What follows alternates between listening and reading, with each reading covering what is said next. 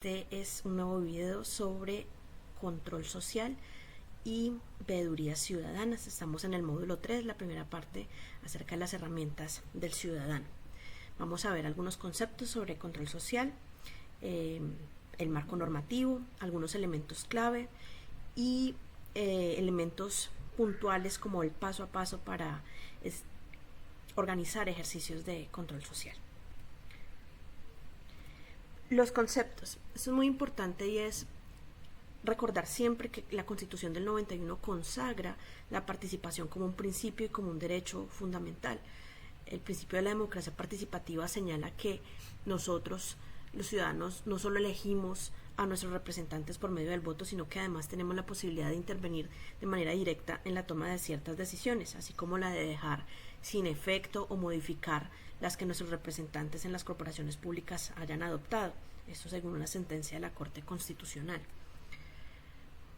Ahora bien, esta idea de la democracia participativa tiene también asociado la posibilidad de los mecanismos para hacerla efectiva.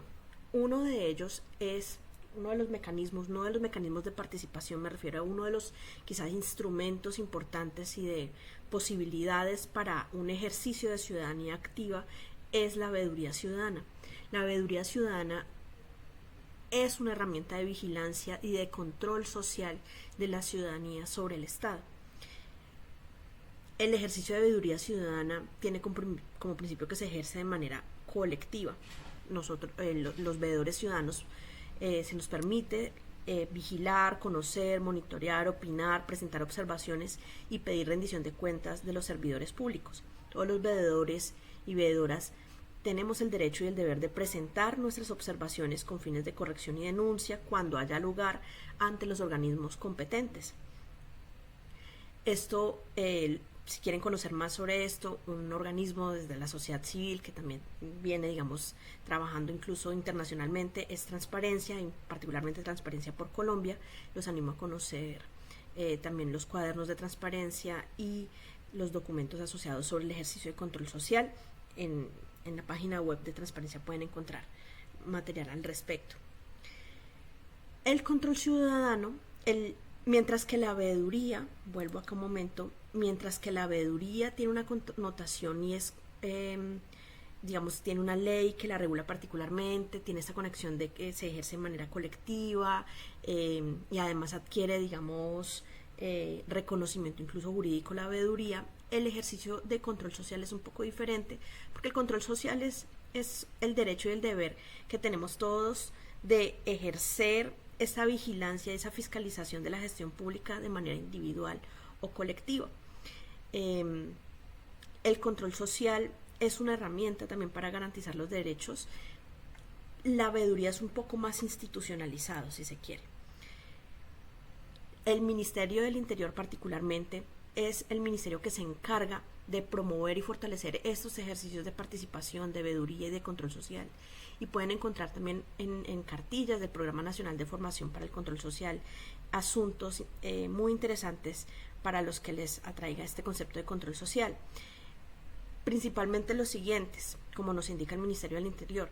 El control social es un asunto que se ejerce sobre la base de argumentos y de razones objetivas que nos permiten explicar a la administración lo que observamos de su gestión. Es decir, siempre muy objetivo, siempre argumentado debe ser el control social. No se trata de denunciar porque sí. Lo mismo pasa con las veedurías. Por supuesto, el control social además debe ser oportuno, es decir, se busca generar impacto preventivo sobre la acción y sobre las decisiones de la gestión pública.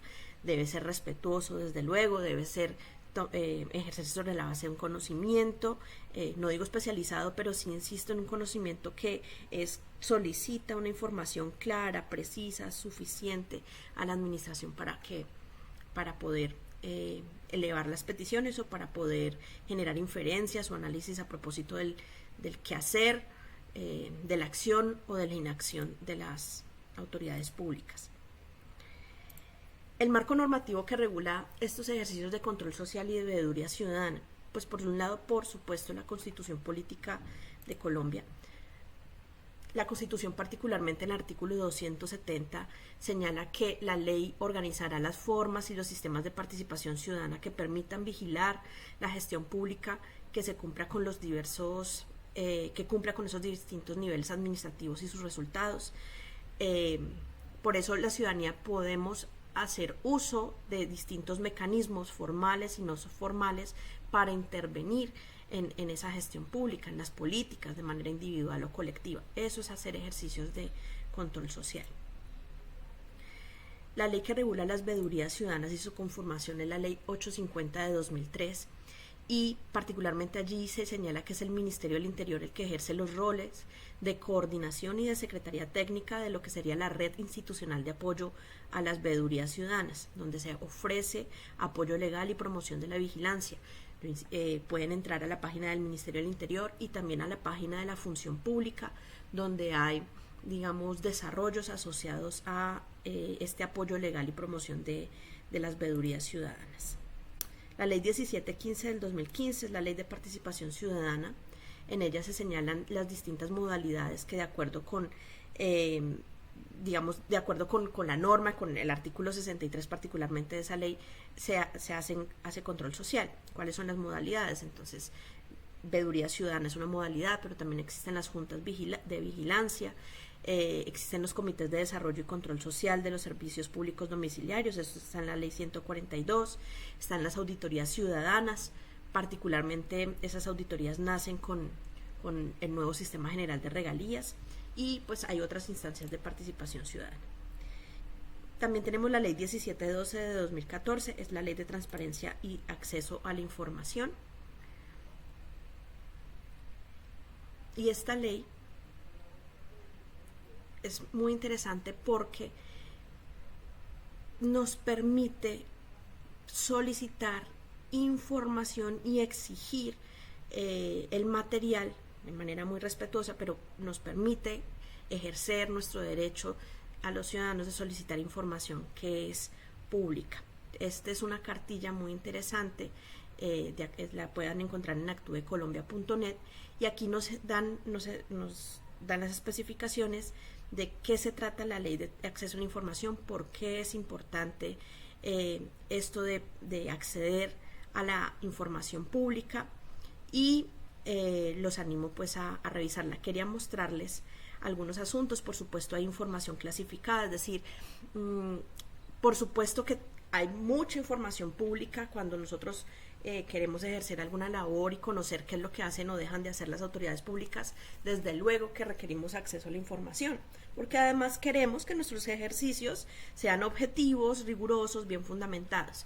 Sin embargo, también hay que entender que hay alguna información clasificada, por ejemplo, las historias clínicas, por ejemplo, certificados de prestaciones sociales, los resultados académicos, el registro de base de datos de víctimas, por ejemplo, información clasificada como puede ser el mapa de los oleoductos, etcétera, etcétera. Entonces, sí permanece, hay una información de reserva por seguridad de la persona, ¿no? Para reservar también de la persona, o también por seguridad del Estado. Entonces hay información reservada. Esta cartilla, insisto, la pueden encontrar en actuecolombia.net. Legislación sobre los asuntos asociados al control, la gestión y fiscalización. Cada una de las leyes también de políticas públicas, por ejemplo, de la ley 100 del 93, en la ley 80 que es de contratación, en la ley 136 que es de régimen municipal, etcétera. Cada una de las leyes tienen algunos artículos que efectivamente señalan la importancia de el reporte de la información, y también permiten constituir veedurías ciudadanas o crear juntas de vigilancia, o crean sistemas mediante los cuales se estimula la participación de la comunidad en estas actividades de control, gestión y fiscalización de las instituciones. Algunos mecanismos y algunas herramientas para el ejercicio de control social y para el ejercicio de la participación ciudadana, por supuesto. Hay un primer mecanismo que es el de consulta previa. La consulta previa, según lo indica el Ministerio del Interior, pretende garantizar el goce pleno de los derechos y libertades fundamentales, particularmente las comunidades étnicas en el país, pueblos indígenas, comunidades negras y tribales. hace énfasis en el derecho inherente que tiene todo ser humano a ser consultado previamente a la toma de decisiones que le pueden afectar su modo de vida. Entonces yo sé que ustedes han escuchado de que cuando van a hacer algún trazado de una mega obra que pasa por donde están los territorios indígenas o donde están territorios colectivos, se emplea y se debe emplear el mecanismo de consulta previa. Eso está garantizado pues por la ley. El cabildo abierto. El cabildo abierto es lo que permite que en una reunión pública de los consejos distritales o municipales o de las juntas administradoras locales se permita participar a los habitantes para discutir asuntos de interés de la comunidad. Eso está en la Ley de Participación, Ley 134 del 94. La idea con el cabildo abierto es que justamente se convoque a los habitantes para tratar asuntos de interés, es decir, son los habitantes quienes convocan al cabildo abierto. Entonces para proceder con el cabildo se debe recoger por lo menos 5 firmas por cada 1000 personas del censo electoral respectivo, ¿no? Y ¿qué se busca? Que se abra el debate, que se abra la discusión y se elabore, digamos, de manera informada también y se escuchen múltiples partes. De eso se trata el cabildo abierto. Es una forma de deliberación y es una forma, si se quiere, de poder intervenir en la toma de decisiones o por lo menos intervenir en la agenda de ciudad, en la agenda de región. La audiencia pública, las audiencias públicas participativas son un mecanismo de rendición de cuentas, es un acto público que es convocado y organizado por entidades de la administración. Entonces miren que el cabildo abierto se convoca por la misma ciudadanía. La audiencia pública es al revés, es la institución convocando a una audiencia para la ciudadanía. Eso está en la ley 1757 del 2015. El derecho de petición, bueno, esta es una herramienta, es más como un instrumento. El derecho de petición es un instrumento que nos permite hacer peticiones respetuosas, bien sea de interés general o particular, ante autoridades públicas o ante particulares que cumplen alguna función pública con el fin de que nuestras inquietudes sean resueltas de manera pronta y de manera efectiva. Entonces, ese derecho de petición es el medio mediante el que a través del cual los ciudadanos ejercen control político-social de actividades que son pues de nuestro interés.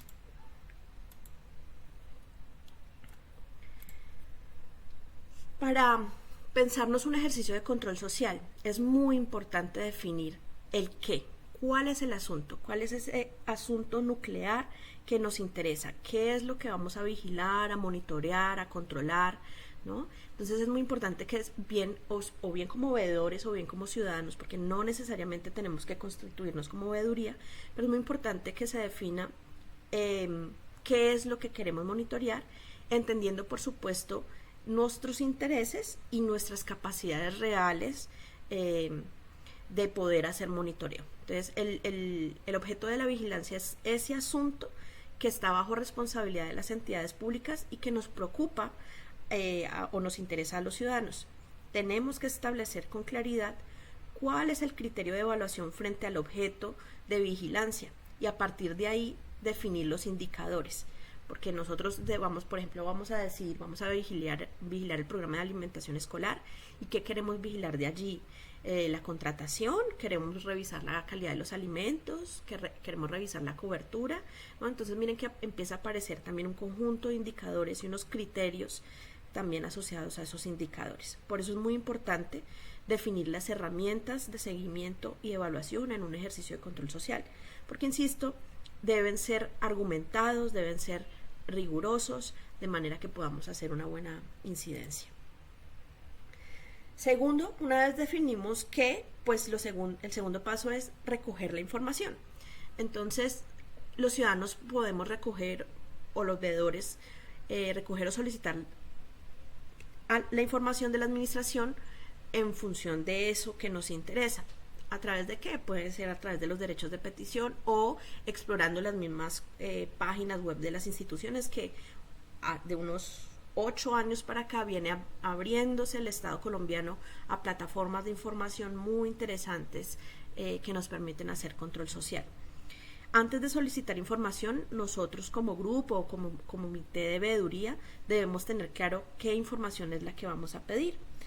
Debemos también tener claro que una vez recibida esa información, pues cómo va a ser clasificada, cómo va a ser su registro o sistematización para que luego podamos analizarla.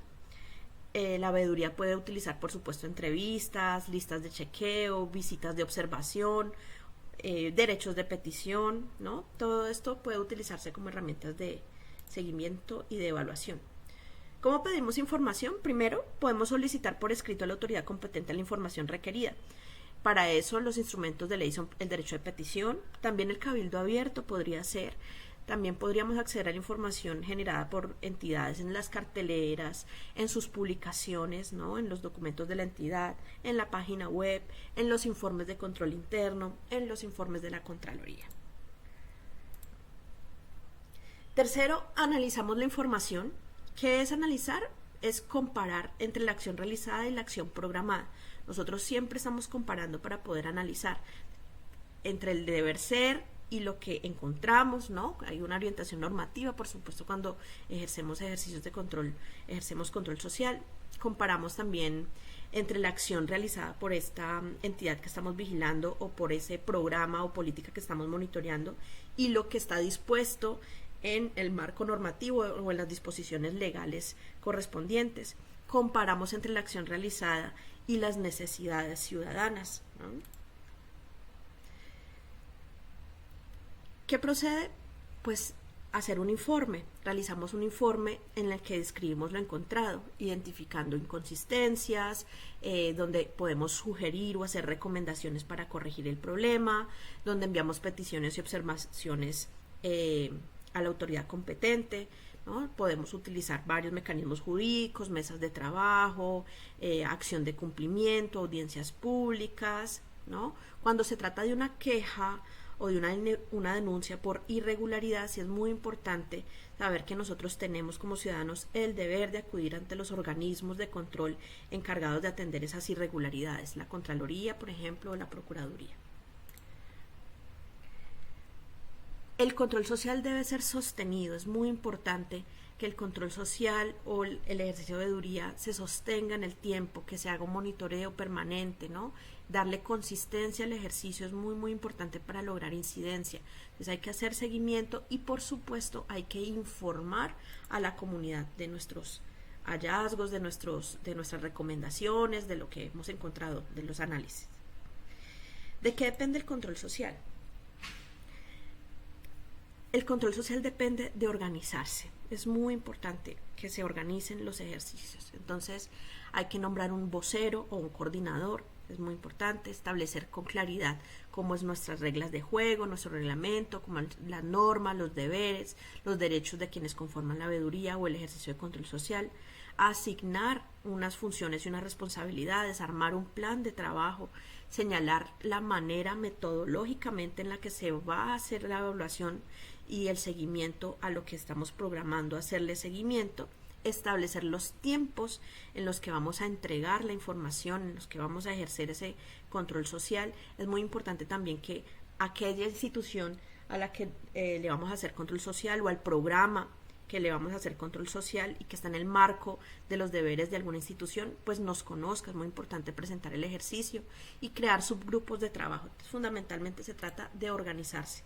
Es clave organizarse.